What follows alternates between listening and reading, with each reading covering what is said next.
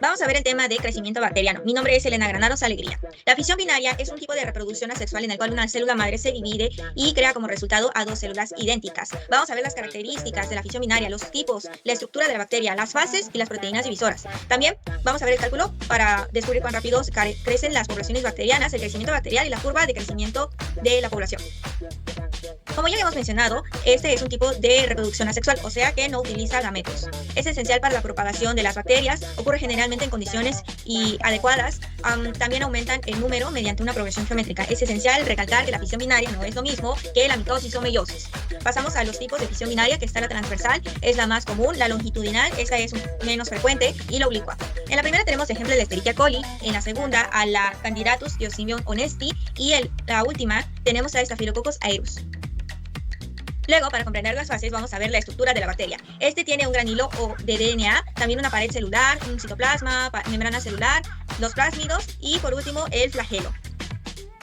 Luego pasamos a las fases de crecimiento. Tenemos a la fase 1, que es la replicación del ADN. Tenemos la fase 2, que es el crecimiento celular.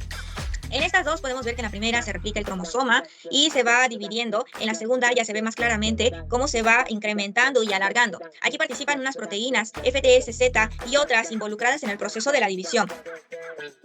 Luego pasamos a la fase 3, que es la segregación del genoma. Pues los cromosomas duplicados se separan y continúan alejándose. Aquí vemos que las proteínas FTSZ forman un anillo alrededor de la periferia del punto opuesto entre los cromosomas. En la fase 4 tenemos en la citocinesis. Aquí el anillo ya formado forma peptidoglicano y también membrana citoplasmática para ayudar a lo que es a la división de la célula por el tabique.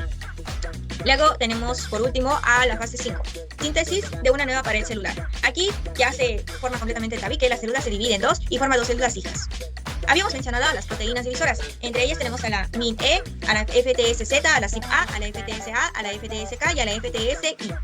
En una, pues ayuda a hacer lo que es la división de la bacteria, unir el anillo, también formar el tabique, también ver lo que es la energía que ésta utiliza y también ayuda a separar y a sintetizar, en resumidas cuentas.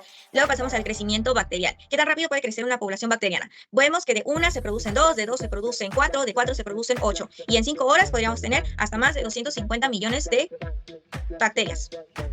Pasamos a unos pequeños problemas que aquí tenemos.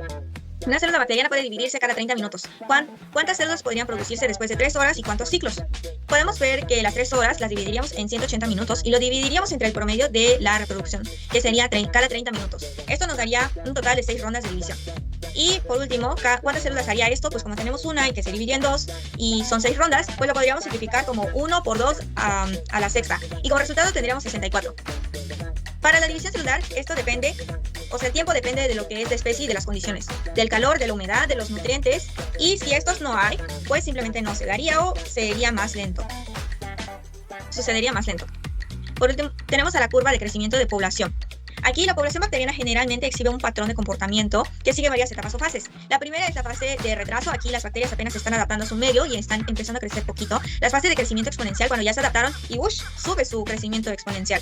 Luego la fase de crecimiento estacionario. Aquí prácticamente el número de decesos y de crecimiento está como que a la par. Y por último tenemos a la fase de decadencia o muerte, en el cual pues ya empieza a haber una acumulación de desechos y ya no hay nutrientes, entonces empiezan a ya no reproducirse.